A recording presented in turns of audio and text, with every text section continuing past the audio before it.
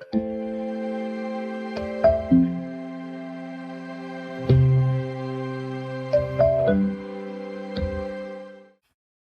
turkeys at the All-American Turkey Show could fly.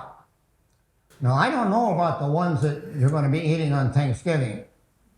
They're specially bred for eating. But the turkeys at the All-American Turkey Show could fly. And they did fly. They preferred to roost in trees or on tops of buildings. And if they were startled, they flew. Now, the second part of it, in parentheses, airways, that happened on Thursday, January 19, 1939. One of the most memorable events in the history of Grand Forks before the Second World War.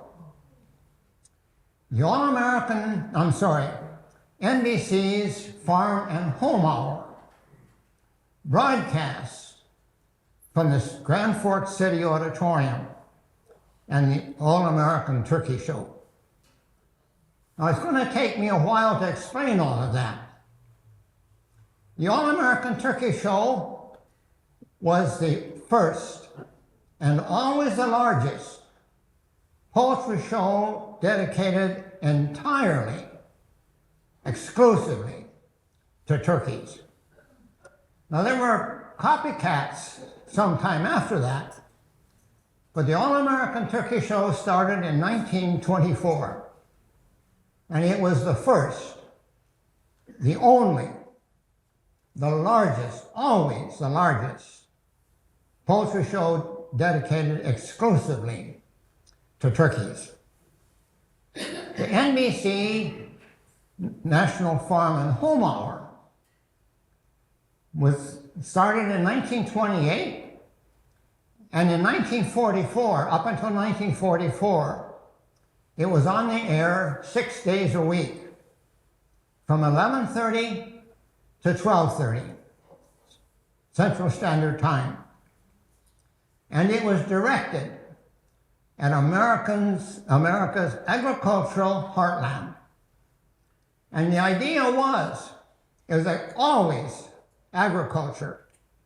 And the idea was that between 11:30 and 12:30, in 2 time zones, rural people, farmers, were eating their noon meal. So they would be listening to the radio. Now, in 1939, radio was no longer a novelty. But by 1939, there was nothing to compete with radio. None of your smart gadgets that you've got, none of your TikToks and Twitters and tweets and Twitches and all that kind of stuff, and no television, only radio. And the NBC's National Farm and Home Radio was the most listened to daytime program in the United States. It was one of the 4 top radio programs listened to at any time of the day or night. So when the National Farm and Home Hour came to Grand Forks in 1939, it was a publicity coup for the American Turkey Show, All-American Turkey Show, and for Grand Forks. And there's no way of calculating the importance it was. It was broadcast over more than 100 NBC stations from coast to coast. Now, there was no way back then to determine how many people were listening to the National Farm and Home Hour. But it was estimated at least 20 million people tuned in to that program. And it was couched directly, specifically for rural people.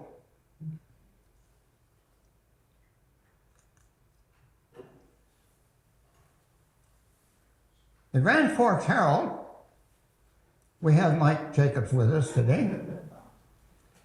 The Grand Forks Herald published 2 books, pictorial histories of Grand Forks. One of them was The Valley and Beyond. And I didn't pick up one of those books. As you can see, this is Grand Forks Proud People, Proud Heritage. And I didn't pick up one of those books until sometime after it was published. And I was paging through it. And I found this picture. I had never heard of the All-American Turkey Show.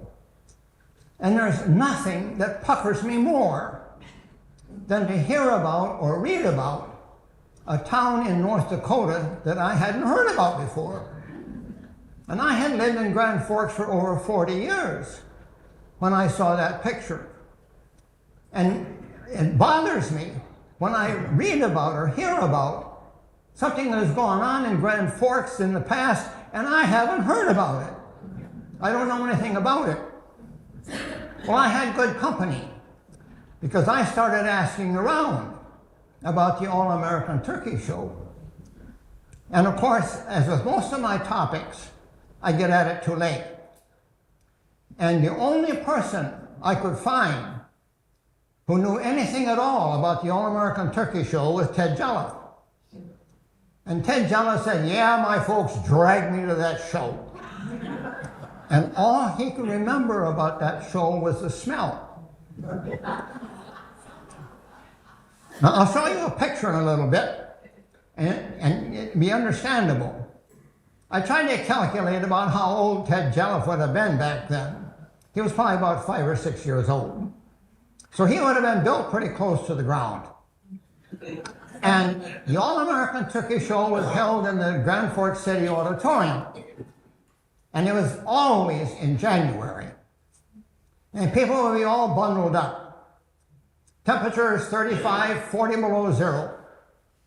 And in an auditorium like that, and people smoked, many of the men smoked cigars, and about 400 turkeys on display. And 400 turkeys can leave an awful lot of dung. And so I can understand why somebody built close to the ground and all he could smell was those turkey cages. That's the city auditorium. Now, if anybody here remembers that building, I'm going to make some comments about it. And it was gone when I got here in 1962. And I haven't been able to find, Ken Dawes has a story about that, but his memory would only go so far as to what was inside that building. Whoops.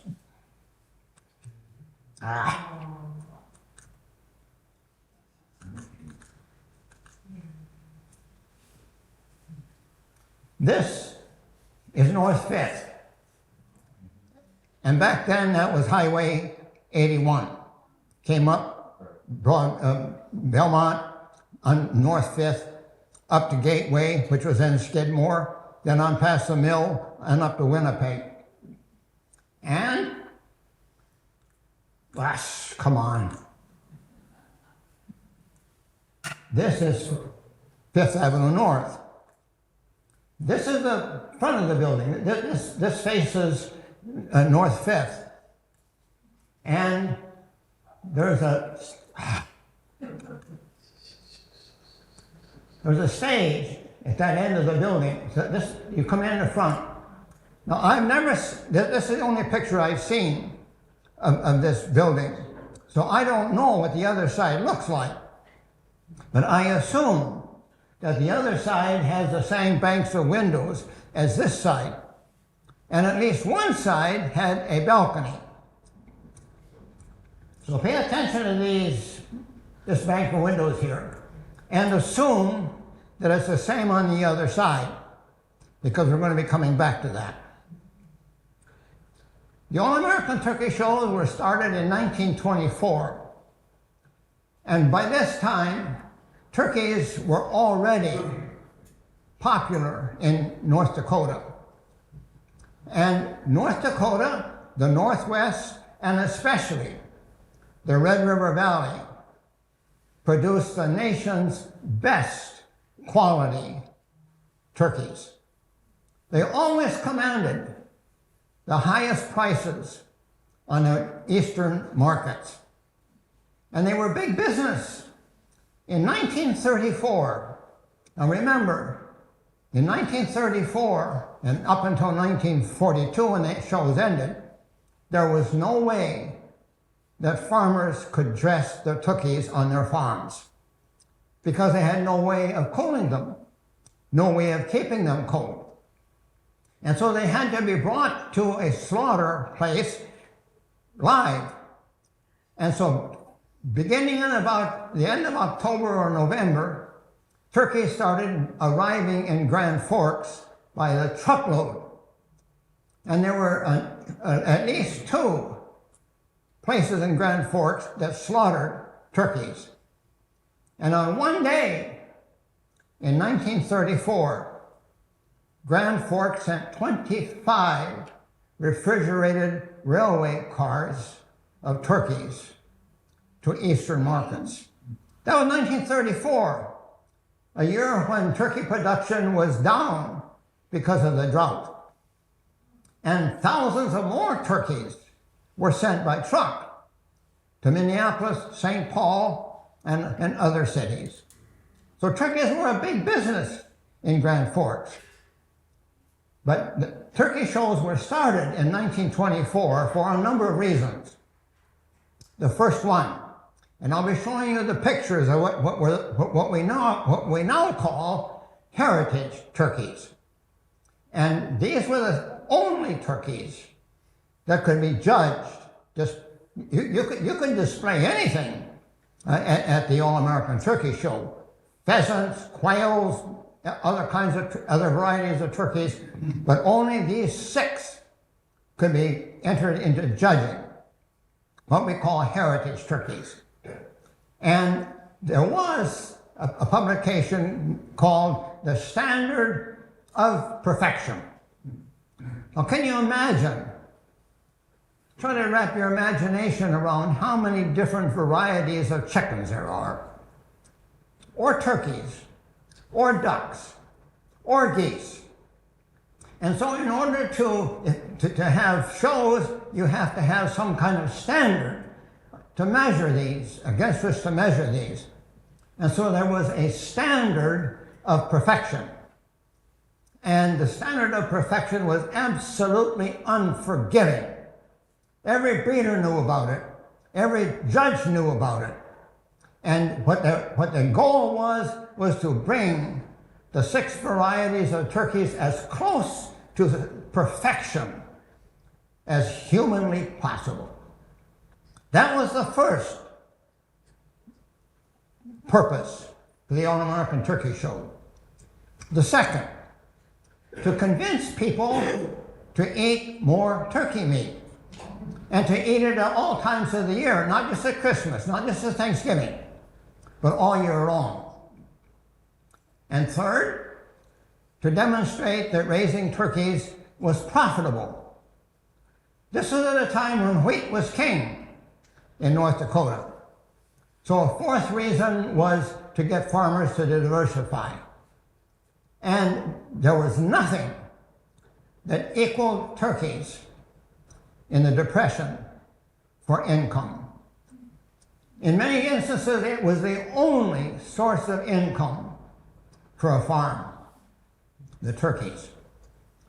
You could raise turkeys on practically nothing. Grasshoppers, crickets, weeds. So, and they tasted better then than the ones that you're going to eat on Thanksgiving. The fifth reason for this All-American Turkey Show was that turkey people wanted to get together and just talk about turkeys. The turkey shows were held for a week, always in January.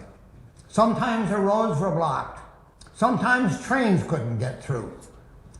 But there was never a time between 1924 and 1942 when a turkey show was canceled for any reason. Now we get a heavy dew or a skift of snow and the university is closed and Grand Forks closes down. The turkey shows were held.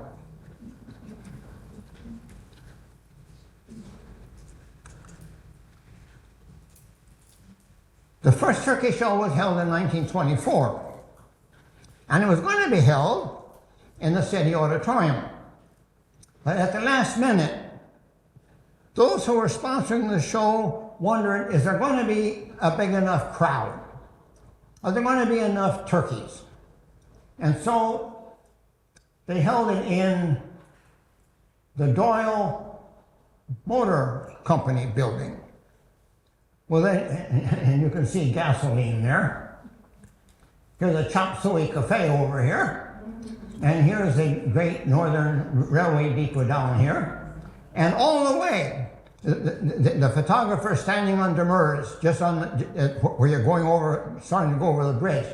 And all the way behind him on both sides, there were shops, many of them jewelry stores, all the way down to the bank of the river. Ireland's Lumber Company was still there when we came to Grand Forks in 1962. Well, the promoters of the show needn't have worried because the crowd and the display of turkeys was larger than the Doyle Motor Company could handle. In order to understand the importance of the All-American Turkey Show and the NBC show coming to Grand Forks, 18 turkey-producing states and 5 Canadian provinces. Breeders from those 18 states and the 5 Canadian provinces would display as many as 800 turkeys at each one of the turkey shows. North Dakota produced the nation's best turkeys, and the Red River Valley produced the best turkeys in North Dakota. And in this period, Grand Forks, North Dakota was known as the turkey capital of the world. I started with that picture of the All-American Turkey Show. That's all I had. And so I had to dig and dig and dig. And I suppose I spent 8 or 10 years digging up information on the All-American Turkey Show. And some of you might remember that I gave one of these entertaining histories one time on the All-American Turkey Show. And I'm embarrassed that I did because I knew so little about it back then. And now the topic took over and it consumed me. And by the time I was done, I had a book-length manuscript. And the book is going to be published sometime this winter by the NDSU Press. And I was going to title it, The All-American Turkey Show, 1924 to 1942, when Grand Forks, North Dakota ruled the turkey roost and changed American eating habits. Well, both of those were true, except I assumed that somebody would quibble. How do you know we changed American eating habits? So the title of the book is going to be The All-American Turkey Show, 1924 to 1942, when Grand Forks, North Dakota was the turkey capital of the world, because it was. It was acknowledged to be the turkey capital of the world. There was an American Turkey Journal with an international subscription list published by the Page Printing Company on South 3rd. So that was the official publication. It was a monthly, and it was about 35 or 40 pages, and it was devoted exclusively to turkeys. Long editorial by George Hackett, who was the nation's foremost authority on turkeys, especially bronze turkeys. And he was also the nation's foremost judge of turkeys. So he wrote these editorials, and then there would be ads and there would be club news. Every variety of turkey had its own club, and every club had its own slate of officers. And every publication, every month of the publication, there were club notes. And then there were ads, people advertising their turkeys, their eggs, their poults, and all of the companies that dealt with turkeys, turkey products. Now, among the reasons, during the years of the All-American Turkey Show, the three leading states for turkey production was Texas, North Dakota, and Minnesota. North Dakota and Minnesota came from way behind, and a large part of the reason for their becoming 1 and 2, 2 and 3, is because of the All-American Turkey Show. It put Grand Forks and the Red River Valley on the map. And we stayed there until California replaced Texas, and Texas replaced North Dakota. But for those years, especially during the Depression, North Dakota and Grand Forks were the best, produced the best turkeys in the world. Oops. There were 6 varieties of wild turkeys. This is the eastern wild turkey. And it's the kind that you might see around here. Mike, your column next week is going to be on turkeys. What do you think I'm doing here? Don't fall into this. There is no evidence that there was ever a first Thanksgiving, as we were taught to believe when we were in kids. That's in the same realm as George Washington and chopping down the cherry tree. And there's no evidence that they had turkey. There were several Thanksgivings in Plymouth Colony. A good rain, a good crop, and there was an abundance of these turkeys, but there's no evidence that they ate very many of them. This turkey, the eastern turkey, was not in North Dakota, nor Minnesota.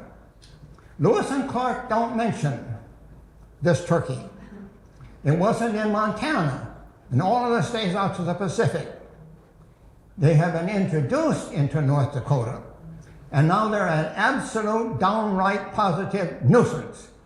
I know hunters like them, but farmers detest them.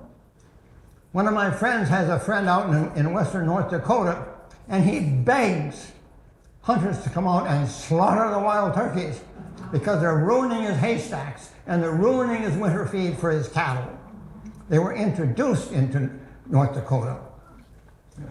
The other strains of turkeys were one of them in Florida, one of them in the Southwest, and the rest of them were south of the border.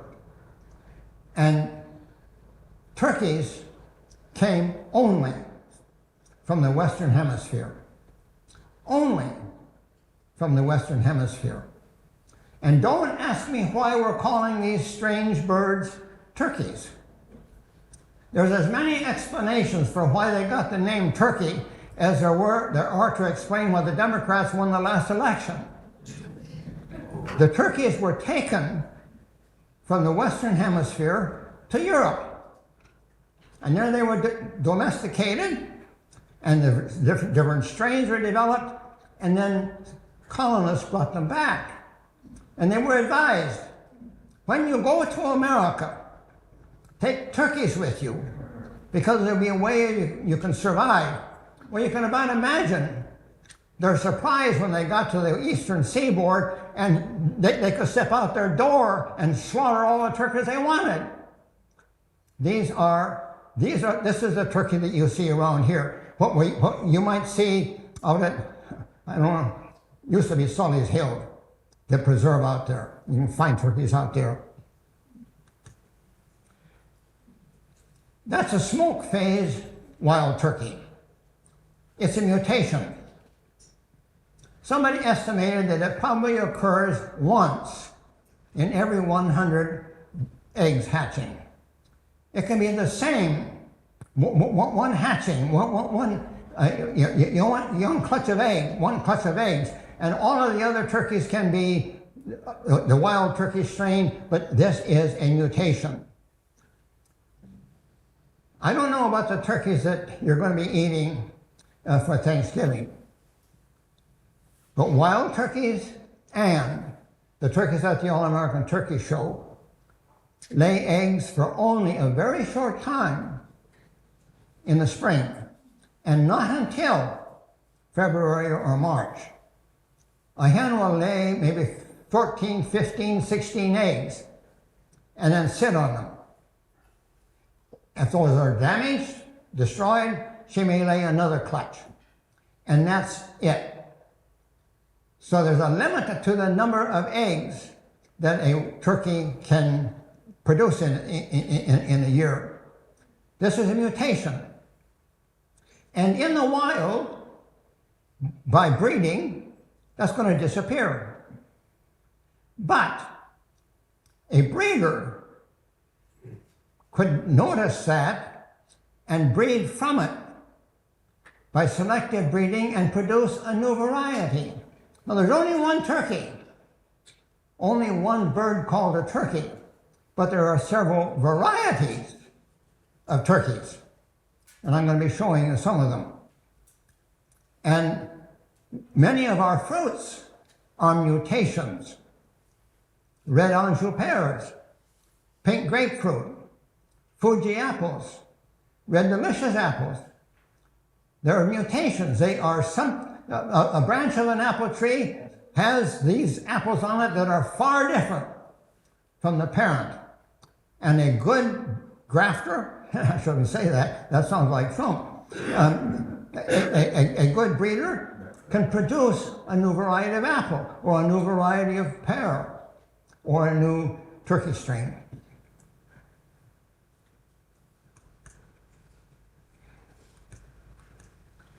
That's the most popular domesticated turkey, a bronze.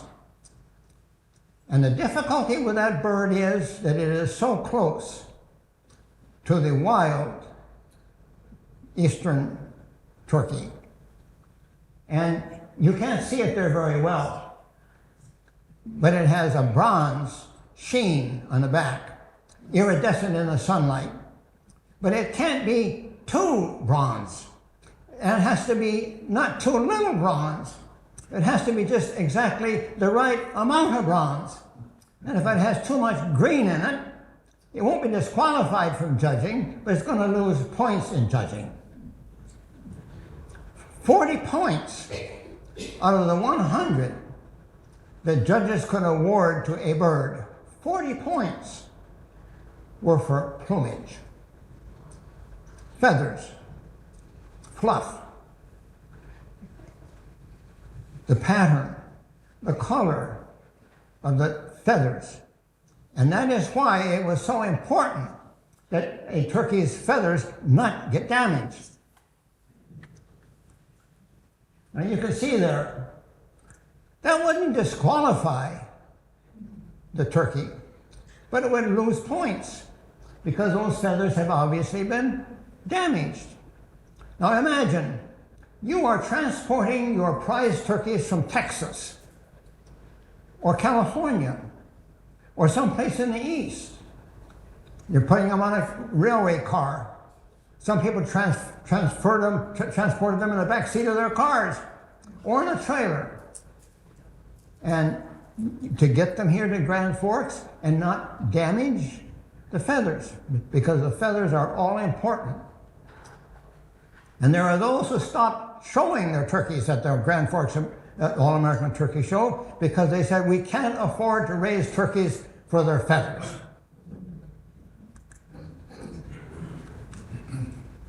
That's a Narragansett, developed in New England. All of these, at one time, were wild turkeys. And there's always a tendency, let them go, they're going to revert to the wild.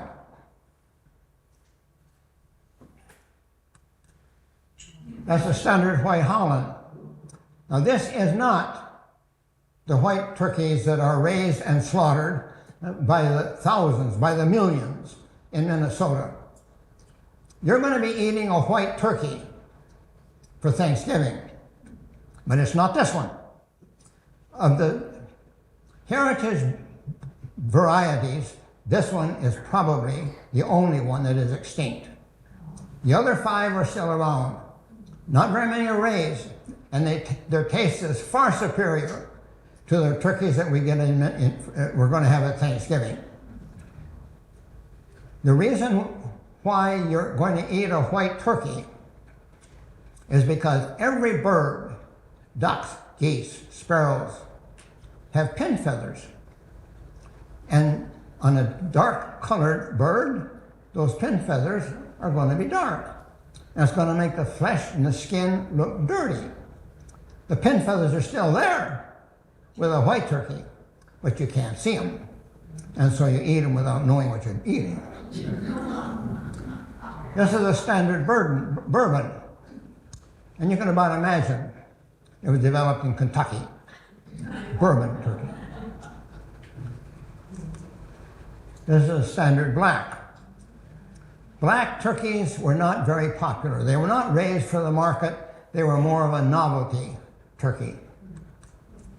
And that's a slate. And this one is particularly difficult because it's kind of blue, but it can't be too blue. And sometimes it becomes too much black. And so it's a terribly, terribly difficult color to breed to and to maintain. This is a royal palm, and it comes from a mutation. A fellow had a large flock of turkeys, but he was indiscriminate in the kind of varieties he had. He had wild turkeys, he had other kinds of turkeys, and he noticed some variation in 1 or 2 of them. And so he bred to that. And it takes at least 5 generations of breeding pure before the bird can be qualified for entry into the standard of perfection. This turkey this variety was displayed at the 1939 turkey show, but it couldn't be judged because it wasn't in the standard of perfection yet. Turkeys were produced in the United States for a long, long time, from colonial times. But how are you going to get them to market? You can't get enough in a farm wagon to make it pay. We didn't have good roads. We didn't have trucks. We didn't have railway cars. And so turkeys were driven to market. In England, they were driven to market by the thousands for years and years, the same way that cattle were driven to market, or hogs were driven to market, or sheep were driven to market. London was the biggest market for turkeys in England, and turkeys were driven to market. Someone has compared the turkey drives to cattle drives.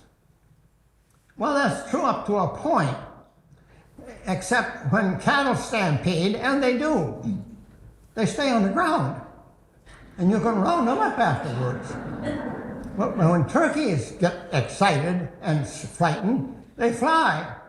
And you might be able to round them up afterwards, and you might not.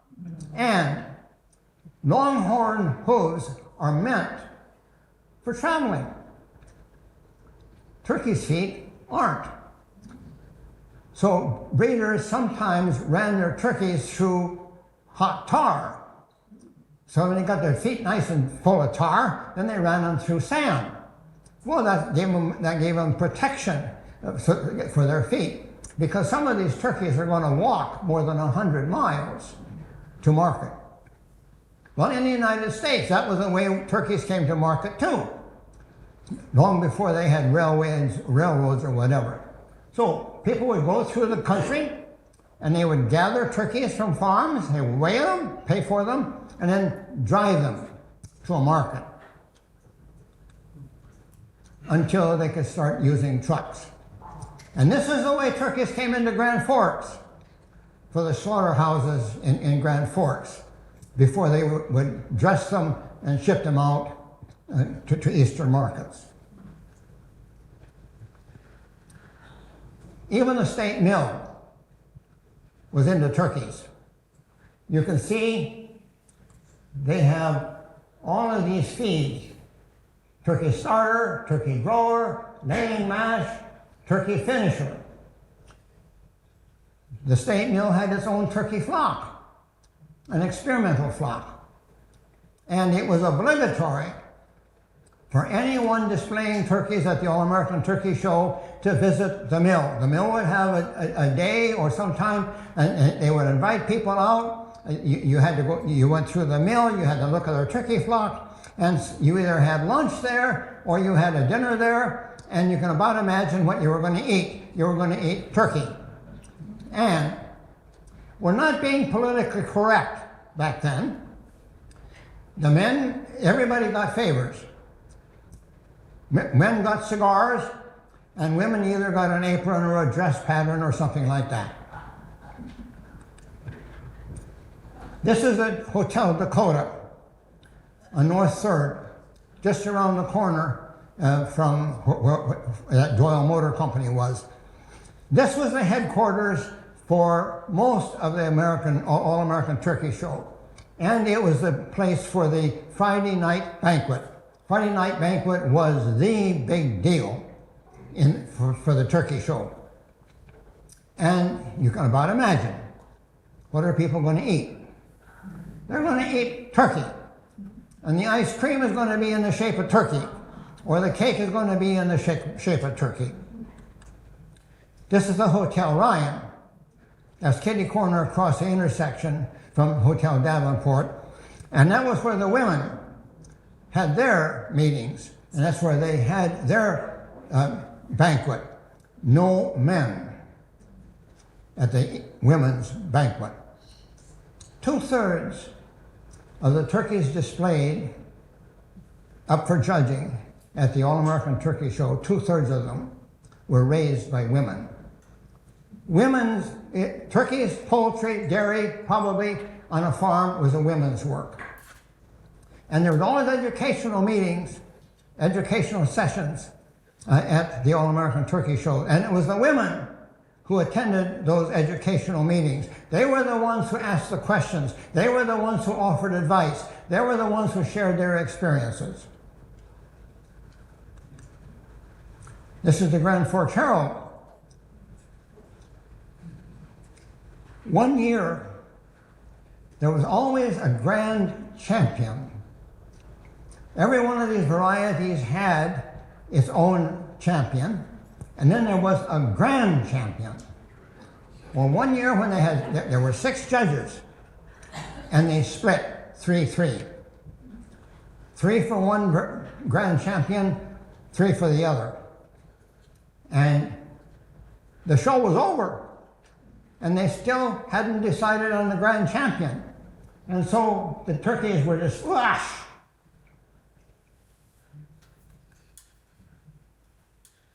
The turkeys were displayed in the windows of the Grand Forks Herald for several days before a judge came down from Winnipeg and decided the issue, which one of these 2 turkeys was going to be the grand champion. Now you can get an idea of why Ted Jelliff remembered the smell. I thought there was a kid there. You can see this fellow smoking a cigar. All these people. All of these are cages. All of these are turkeys. In 1931, bowing to public pressure, show officials allowed dressed turkeys to be judged. Up until then, the only turkeys to be displayed and judged had to have feathers on. Well, I'm sorry. This is the dress display. Now, I asked you to remember that bank of windows. This is a stage at the far end of the auditorium. Here is a display of dressed turkeys. They had to be refrigerated. There was no refrigeration in the auditorium. The judges had to be able to work among the turkeys. Visitors, once the judging was done, visitors had to be able to look at the turkeys. You could put your bid in for a particular dressed bird. So how are you going to keep them cool?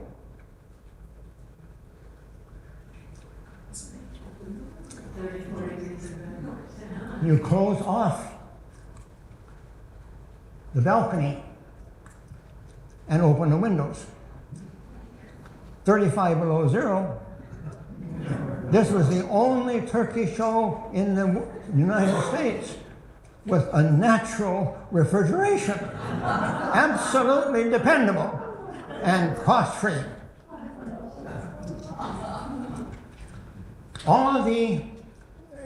Every one of the turkey shows had decorations of evergreens. And you can see all of the banks of the turkeys. These are the dress. These are the judges. And you can see we're pretty close to the roof. The roof is slanting down.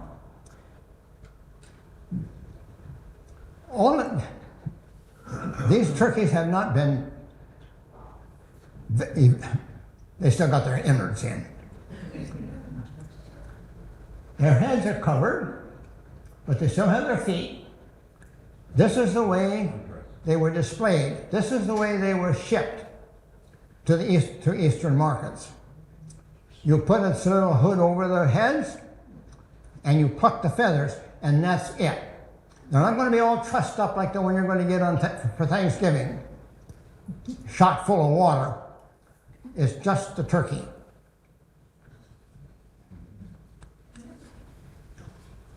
The All-American Turkey Show had more prizes than any other poultry show in the United States. And if you were able to do it as I was able to do and look at the prizes and the reason that they were given and what they were given for.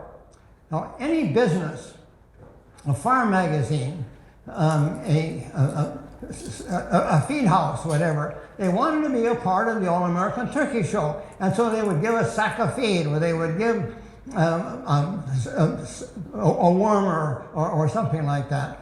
They wanted to be a part of the show, and so they would offer a prize. Well, then those who were administering the show, they had to develop a category for this. And it might be the first exhibitor who got the lowest points or something like that.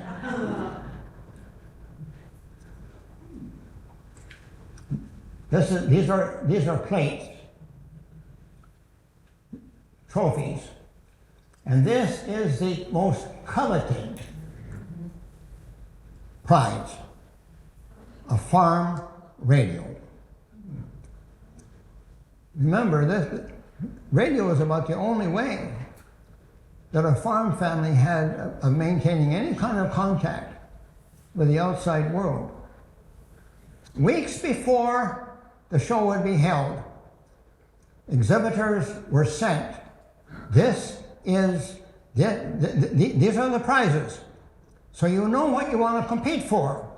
You want to compete for a heavy tom, or for a tom, or a yearling tom, or a heavy hen, or a pen, or whatever. And so you knew what to bring to the show, and you knew what the prize was going to be if you won in that category. this might be what you came for. This is Everett Mitchell. He was the host of the NBC National Farm and Home Hour from 1932 to 1960, when it went off the air. He was the most popular. He started out as a gospel singer, and he switched to becoming a radio announcer.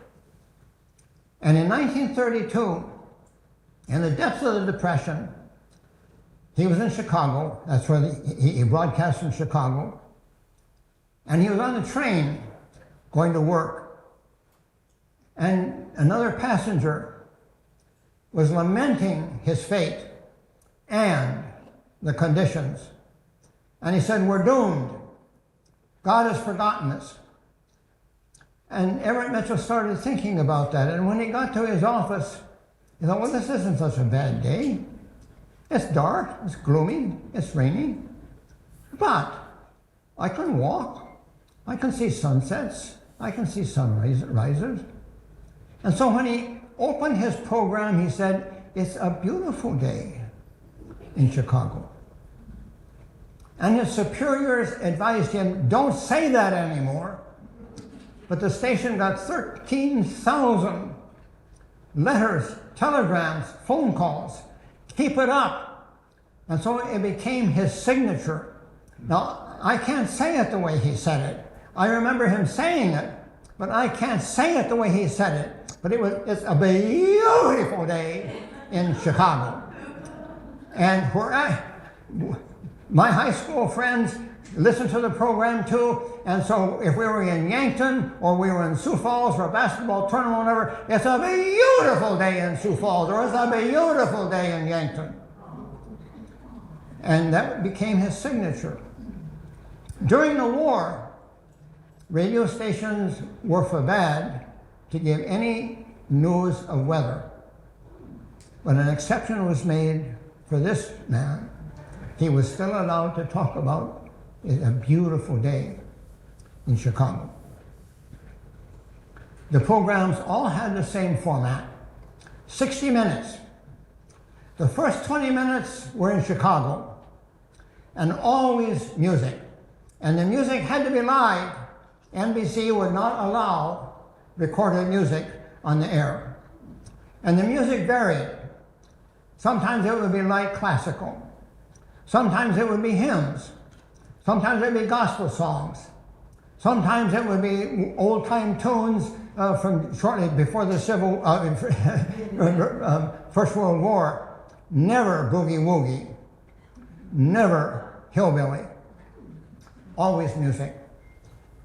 The station had its own orchestra, a 30-piece orchestra known as the Homesteaders. Then it shifted to Washington for 20 minutes of the Department of Agriculture. And there would probably be 3 parts of that. First, it might be the Marine Band playing something, weather, news, and always something about agriculture.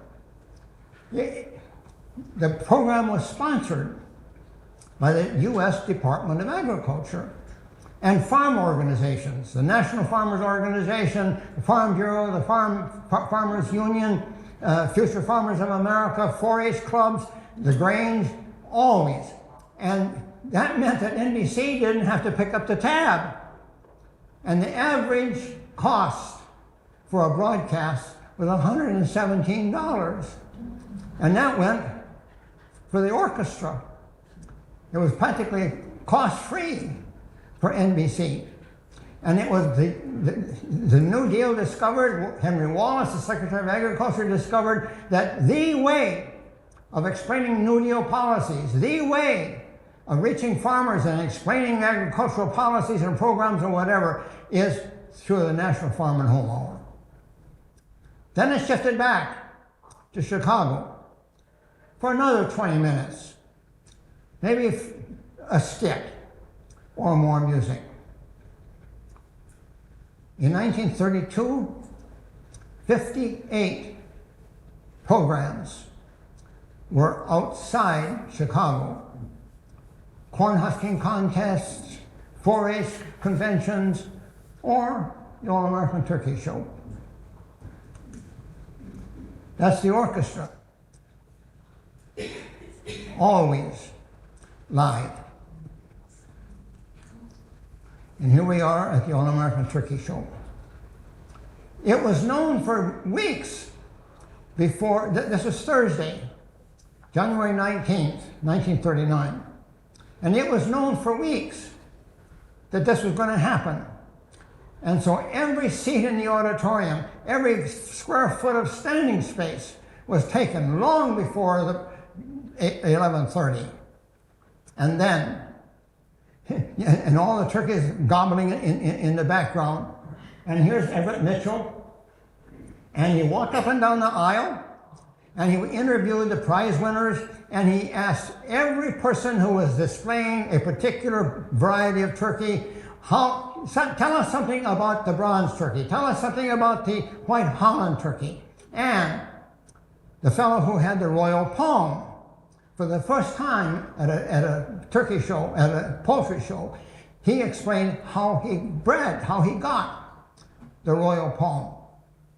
And then C. Dyke Page, who published the All-American Turkey Journal, and he was president of the show, he commented on why North Dakota and the Red River Valley were particularly suited for raising turkeys. It's because we had a lot of space, because the ground was clean. There are diseases that are absolutely deadly to turkeys. Blackhead, pullorum. Chickens can carry them, but not be affected.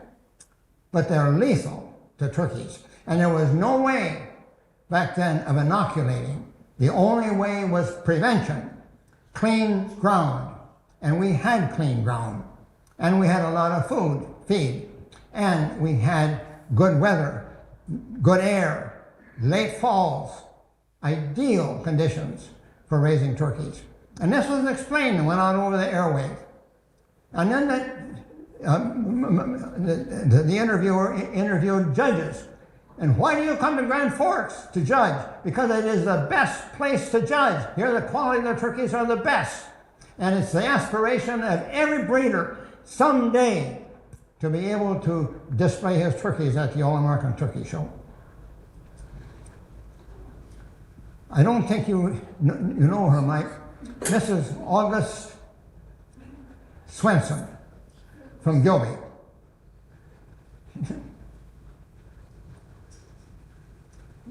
I warned you, this is not politically correct.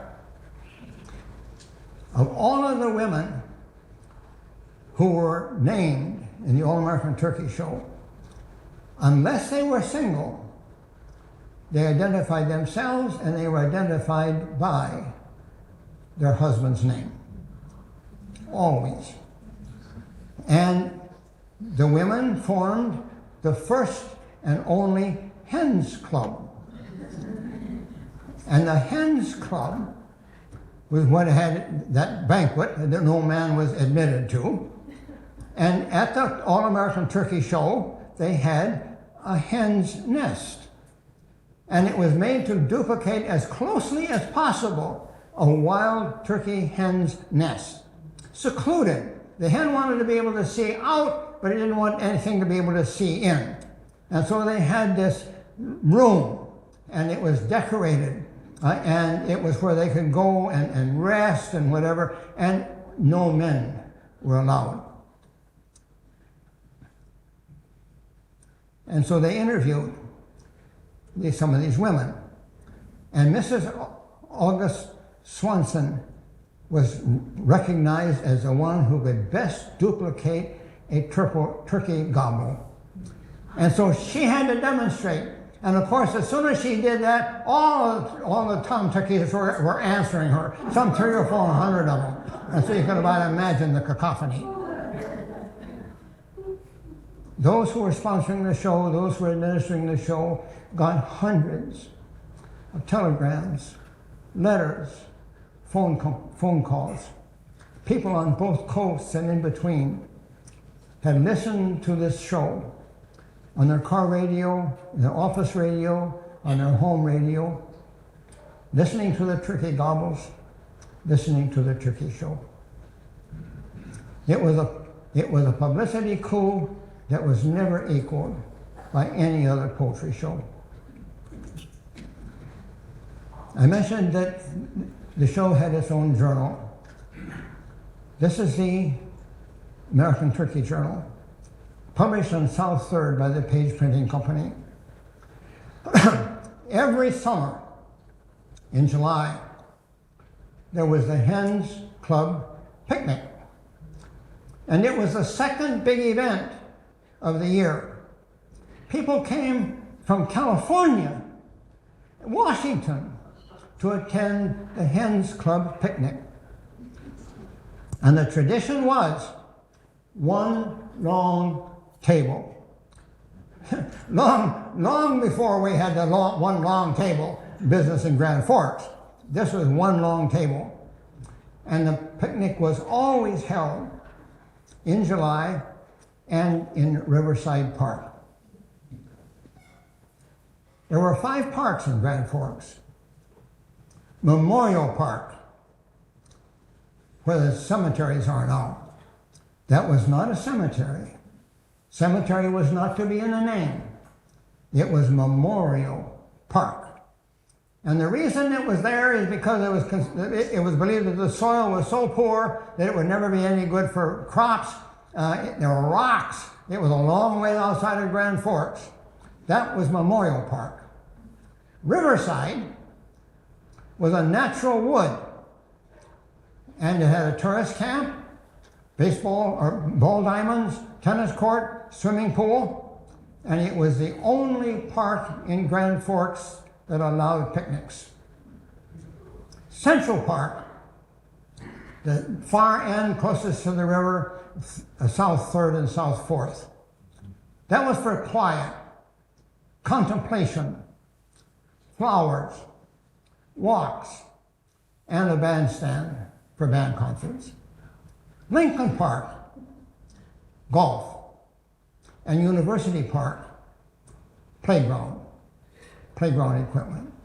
But Riverside Park, that is where the picnics were.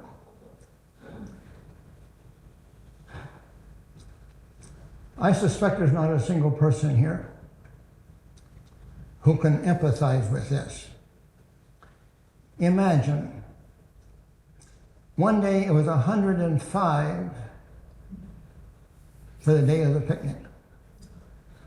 This was one of the few places people could go and be in the shade. There was no shade out in the country. And what is there in the country in the 1930s? Drought, dust, grasshoppers, drudgery, sweat-stained clothes. One day, one whole day, you could be in Grand Forks, in Riverside, in the shade. And notice how nicely those people are dressed. The women are always in skirts. They always have hats. The men have ties. They have their straw hats. Imagine, one whole day, you can put on nice clothes. You can be in the cool of the shade.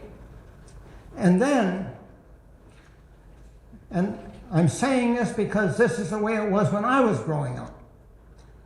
Ice cream and cold watermelon. Ice cream and cold watermelon. How are you going to have ice cream on a farm? How are you going to have cold watermelon on a farm? And so the thought of going to a picnic and having a whole day off and having nice clothes on instead of those sweat-stained clothes that you've been wearing all week long, and all of the chores you got to do and all the fence you got to fix and all of the watching your crops dry up, and here's a whole day in Riverside picnic.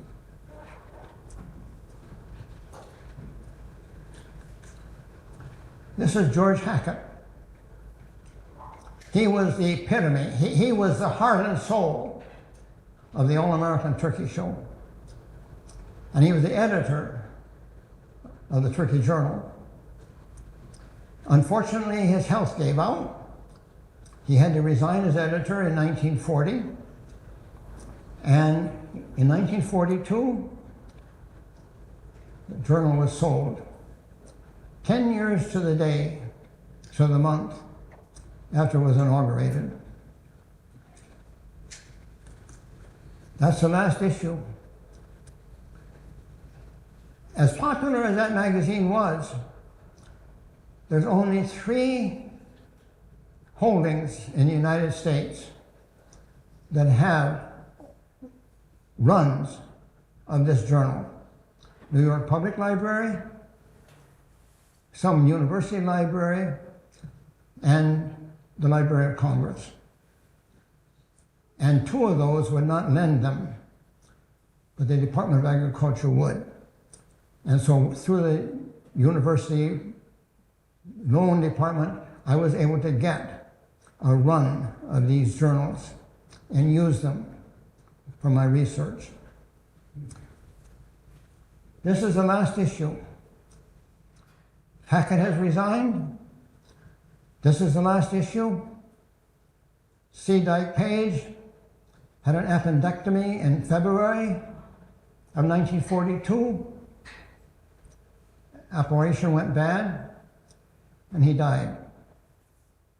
The 1943 program, 1943 show was planned. 1942 picnic was held, but it was the last picnic. The shows were suspended in 1942 because of the war, with the confident expectation that they're going to be picked up again after the war, but they weren't. Now, the only parallel I can use, remember, what has changed in the 2.5 years of our pandemic? We're never going to be the same again. We've seen too much. We've experienced too much. And it was the same way after the Second World War. North Dakota corn husking contests were never picked up again. The All-American Turkey Show never picked up again. There were all kinds of events and institutions that stopped because of the war. The war didn't kill them. It's just that after the war, something like that wasn't very important anymore. People had seen too much. People had changed too much. And by 1942 and the end of the All-American Turkey Shows, every one of those 5 reasons for holding the turkey shows had been experienced. It's been realized. Turkeys have been brought as close to perfection as was humanly possible. Judges were cutting a point in quarters to award something, to find a champion. People were eating more meat, and they were eating it throughout the year, but they didn't want a whole turkey anymore. They wanted drumsticks. They wanted rolled breasts. They didn't want a whole turkey. And turkeys were profitable, and that is why they were being raised by the millions by big operators in Minnesota. And small operators like North Dakota farmers couldn't compete. And so it was the end of the Turkey Journal. It was the end of George Hackett. It was the end of C. Dyke Page. It was the end of the turkey shows. And it was the end of my talk.